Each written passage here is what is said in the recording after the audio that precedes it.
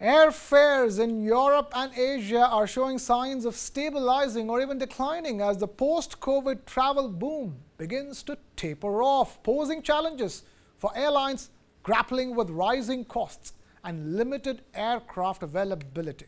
This report tells you more.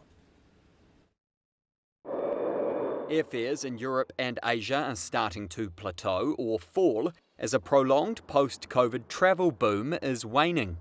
It's a setback for airlines struggling with higher costs and limited aircraft availability.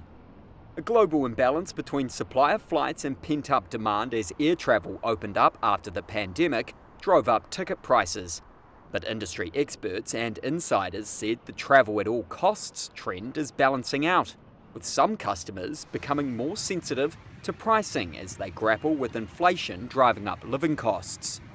Fares were flat across the European bloc in the first months of this year compared with 2023, data from travel research group Forward Keys shows.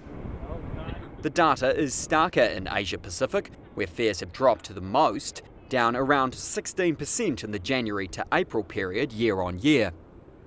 With Asia slower to lift restrictions and ramp up overseas flights, travel to markets like Europe, America and Australia from countries like China has not recovered. With China's economy sluggish, international flights remain around 70% of pre-pandemic levels. Economists and analysts said flatter European airfares point to lower earnings and savings rates across the continent, leading consumers to seek cheaper options. But a strong US labour market has seen consumer spending hold up, with demand particularly strong for premium travel. Around 16 million Americans travelled abroad in the first quarter of 2024, setting a new record and surpassing pre-pandemic volumes, according to the Mastercard Economics Institute.